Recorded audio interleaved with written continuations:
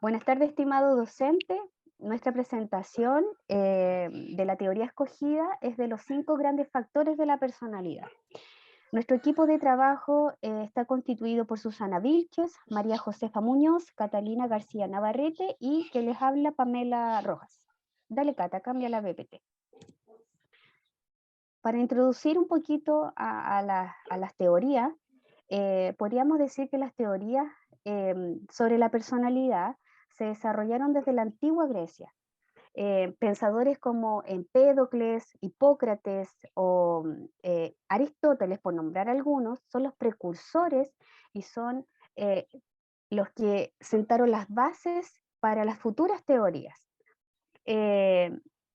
Y, por ejemplo, la teoría de la cual nosotros vamos a interiorizarnos, que se domina la teoría de los 5 grandes factores de la personalidad.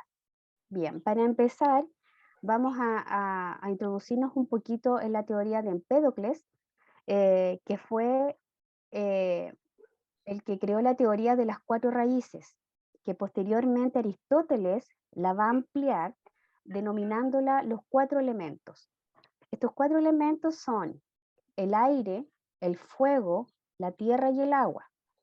Cada uno de estos 4 elementos tenían sus características. Y estos 4 elementos debían estar en armonía, porque si alguno de estos se encontraba en desequilibrio, lo que decía Aristóteles era que se producía la enfermedad. Entonces, para garantizar la salud, deberían los 4 estar en equilibrio. Bien, el aporte que hizo Hipócrates fue ampliar la teoría de Empédocles y tomó la doctrina de los 4 elementos para asimilarlo a los 4 humores. Los 4 humores son los 4 líquidos que recorren nuestro cuerpo, nuestro organismo, y él postuló a que la sangre, por ejemplo, propende del corazón, la bilis amarilla, el hígado, la bilis negra desde el vaso y el estómago, y la flema del cerebro. Entonces, lo que a la conclusión que llegó Hipócrates es que la salud depende de un equilibrio de los 4 humores, muy similar a lo que planteaba Aristóteles, ¿sí? Pero lo que él hizo fue ampliar la teoría en el sentido de que relacionó los humores temperamentos. Él decía que si siempre había un humor que dominaba el resto. Entonces, de ahí nace la teoría humor-temperamento. Y eso fue lo que estableció la relación de la personalidad, perdón, y las bases biológicas. Galeno de Pergamo lo que hizo, continuó con el desarrollo de la teoría y avanzó más allá, profundizando en la relación existente entre humores y los temperamentos. El objetivo que tenía Galeno de Pergamo era encontrar o desarrollar un tratamiento para cada humor. Entonces, estableció las personalidades básicas, digamos, en el fondo. Susi, te doy el ¿Ya? pase para que continúes tú exponiendo. Gracias, Pame. Buenas tardes, profesor. Bueno, como bien nos contaba Pamela, la teoría de los rasgos ha recibido aportes desde la antigüedad, ya que gracias a ello la han hecho sólida e importante. Más adelante veremos la conexión y la importancia que tuvieron ellos para la actual teoría. Entonces, si nos movemos a aportes más contemporáneos, lo más grandes que la han dotado de las características de importante son los aportes de Alport, Eysen, Goldberg y Macri y Costa. Y podemos ver a Alport, quien define los rasgos como predisposiciones de responder a estímulos, los cuales serían constantes en el tiempo. Sus principales características son que determinan el comportamiento. Es decir, los rasgos son los gatillantes de un comportamiento, por ende no surgen en respuesta a un estímulo. Ellos son los que nos permiten interactuar con el ambiente de manera que podamos responder a él. se pueden demostrar de manera empírica, ya que al ser observado cierta conducta en el tiempo, podemos inferir una coherencia respecto a estímulos parecidos. Y estas pueden también variar según la situación.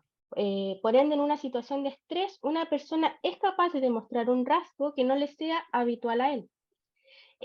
La existencia de los rasgos para Alport es real para cada persona, es decir, no son etiquetas para explicar conductas, ¿ya? Y estas están interrelacionadas entre sí. Podemos mostrar rasgos antagonistas entre ellos.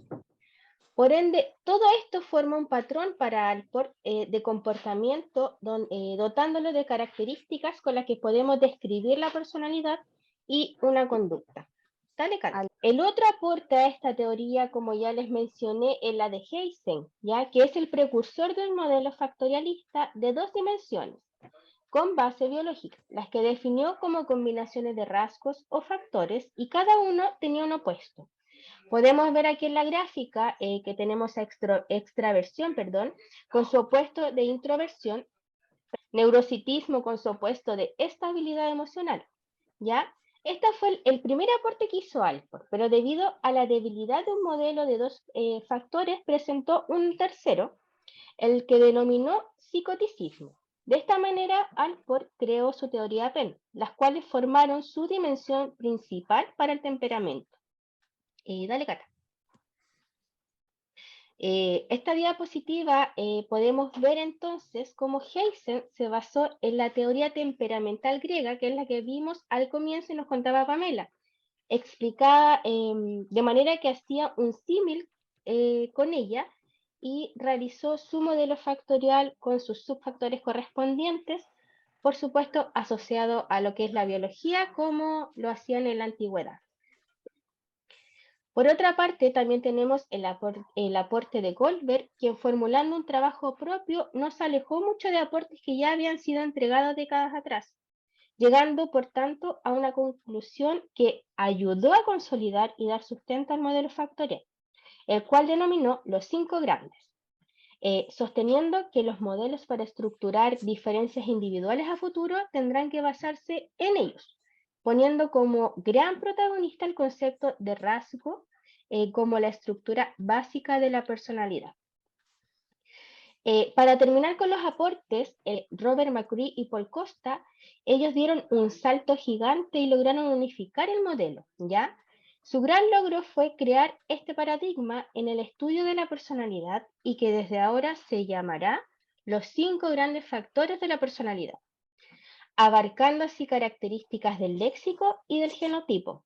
Entonces, el lenguaje se hace relevante con los adjetivos que fueron considerados descriptores de los rasgos y de las características individuales de cada persona, y que de la mano con la herencia genética y los temperamentos que también fueron considerados endógenos, se hace muy relevante y sientan las bases sólidas para este nuevo paradigma en la psicología.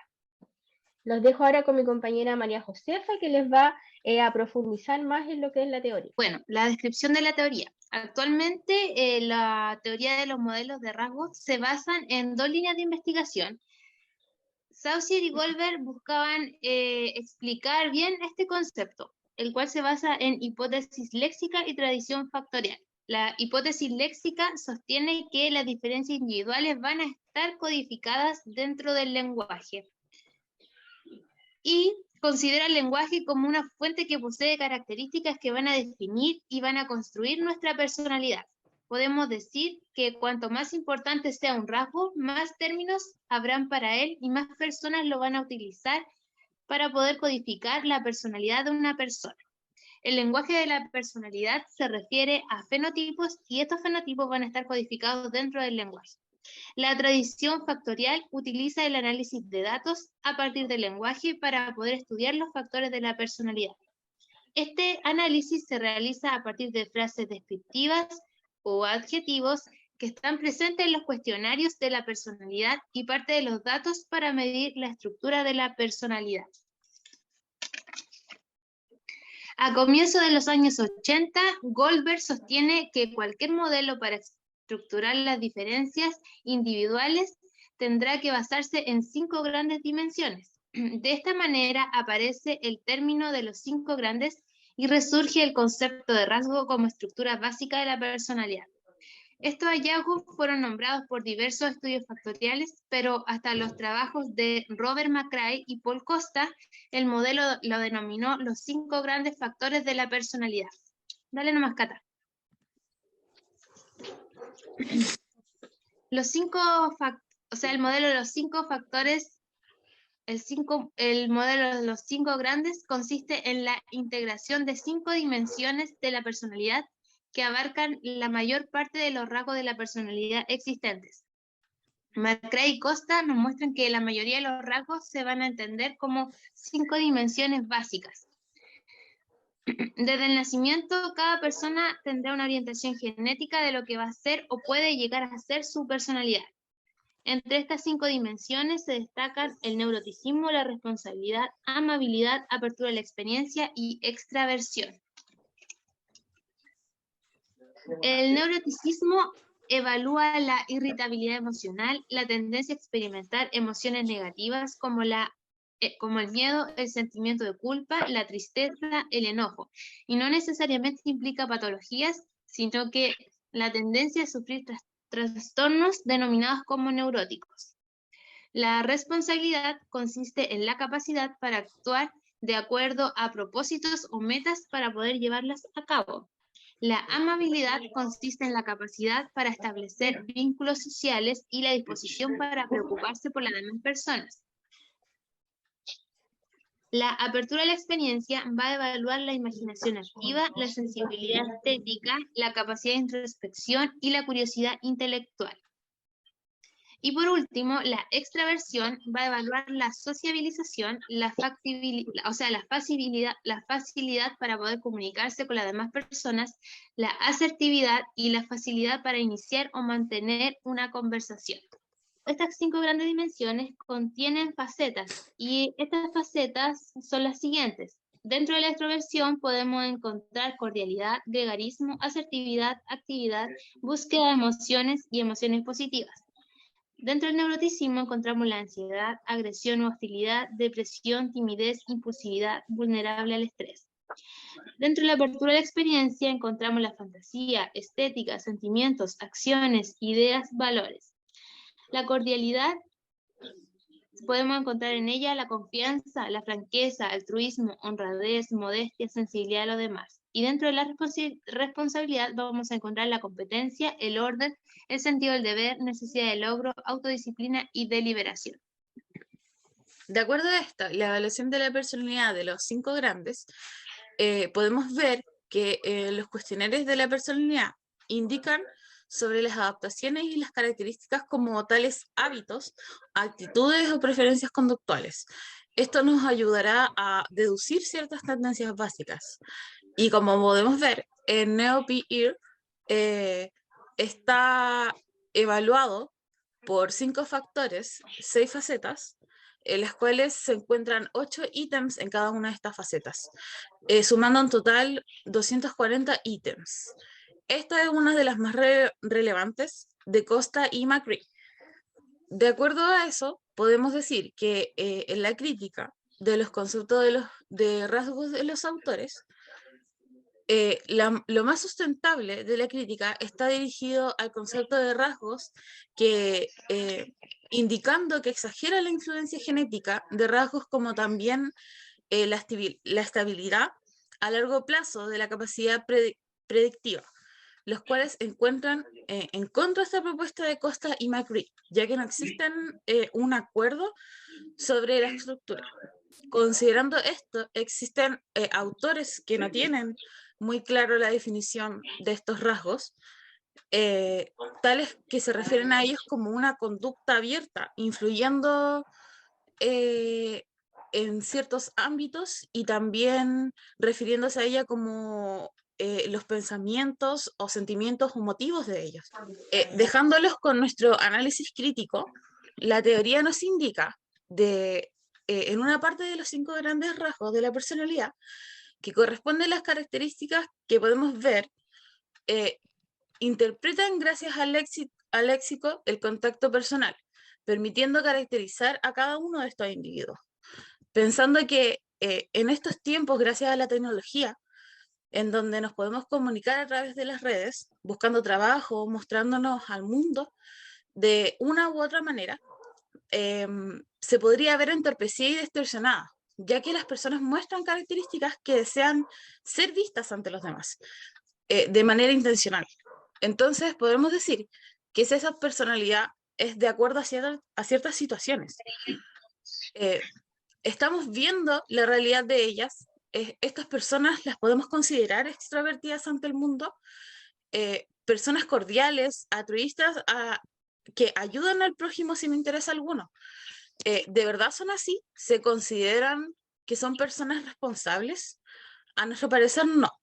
Si sacamos de contexto la red social, podrían no comportarse de forma en que ellos han querido haber demostrado, sino que serían un rasgo de pertenecientes a ellos, sino más bien un constructo a una realidad paralela de lo que ellos creen. También deberíamos preguntarnos, ¿ellos ven y se atribuyen esas características como reales? Sería un tema interesante para poder investigar. Por tanto, podríamos apelar a la teoría en base a la versión antigua de la comunicación. Se conoce como una verdadera personalidad de cada uno de sus ambientes, culturas o modo de vida en reacción a ella. Por lo tanto, nosotros creemos que en base a estas teorías, la apertura de experiencia, en donde nos puede facilitar nuestro ser y nuestra personalidad, no debería ser de una forma expuesta de manera intencional, sino que sería más natural. Concluir con nuestro trabajo, podemos interpretar todas estas estructuras de la personalidad no solamente como un aporte para la ciencia, y sino para en todo lo que se ha creado en la antigua Grecia, sino que los científicos tuvieron un aporte en la historia que nos permiten día a día un mayor conocimiento sobre el humano, gracias a estas obras fisiológicas, científicas o matemáticas, entre otras. En este trabajo, las raíces epistemológicas y del estudio de la personalidad, entre otras cosas, de manera beneficiosa para nosotros, logrando comprender el motivo de la personalidad, la emoción en conjunto y los rasgos de ellas. Como también queremos enfatizar en los rasgos de la personalidad, que son conscientes durante nuestra vida, permitiéndonos distinguir de una persona a otra. Damos gracias con esta presentación por habernos escuchado y que tengan un buen día. Muchas gracias, docente. Hasta luego.